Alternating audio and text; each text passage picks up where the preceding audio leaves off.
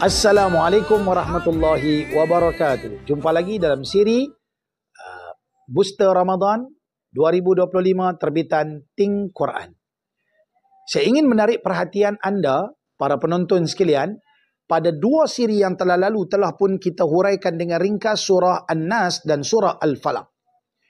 Di mana kita nak lanjutkan sedikit kefahaman dua surah ini, di mana pada surah An-Nas Allah mengajar kita supaya kita mohon perlindungan daripada jin ataupun manusia yang cuba mendatangkan was-was, cuba membisik-bisikkan kepada kita agar kita jauh daripada agama Allah.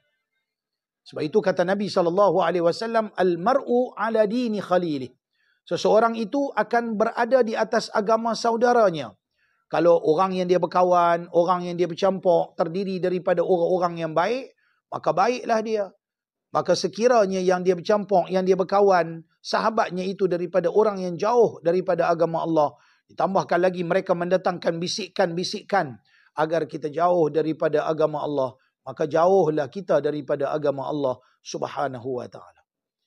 Surah yang berikutnya, surah Al-Falaq, Allah mengingatkan kita bahawa dalam kehidupan manusia ini akan ada manusia yang dengki kepada kita. Yang tak boleh tengok kita segak, yang tak boleh tengok kita maju, yang tak boleh tengok kita berjaya, yang tak boleh tengok kita pandai, yang tak boleh tengok kita lebih pada orang lain.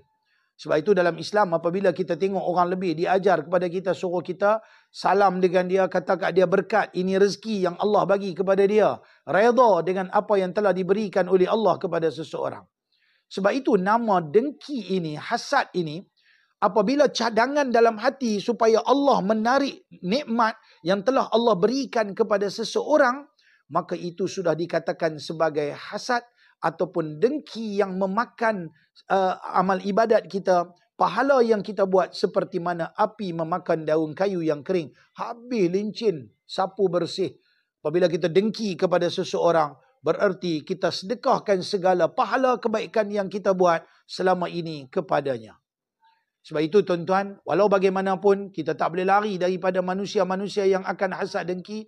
Apatah lagi kita kadang-kadang mungkin terjebak dengan manusia yang terlibat dengan amalan perbomohan, amalan-amalan khurafat demi mencapai cita-cita mereka untuk menjatuhkan kita, untuk melakukan sesuatu bagi menzalimi diri kita. Sebab itu kata Nabi SAW dalam sebuah hadis yang sahih, man ata kahinan, siapa pergi berjumpa dengan tukang kahin yang tahu benda-benda yang lagi akan datang, au arrafan, ataupun pergi berjumpa dengan tukang arraf yang tahu benda-benda yang lagi akan datang, tafsiran yang akan datang, au sahiran, ataupun pergi bertemu dengan tukang sihir yang beramal dengan ilmu pengasih lah, ilmu pemisah lah, ilmu santau lah, ilmu pukau lah, fasaddaqahu fima yaqul, lalu kita membenarkan apa yang dibuat, apa yang dikatakan oleh tukang sihir ini, oleh tukang tenun ini, ma faqad kadzdzaba bima unzila ala Muhammad sallallahu alaihi wasallam,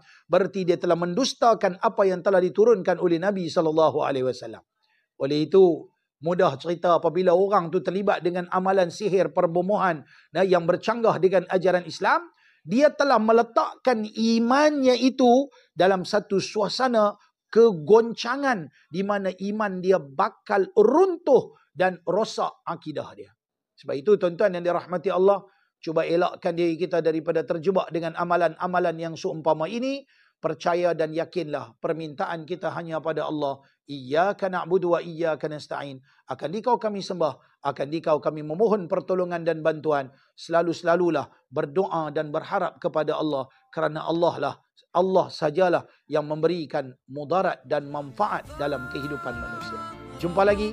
Assalamualaikum warahmatullahi wabarakatuh.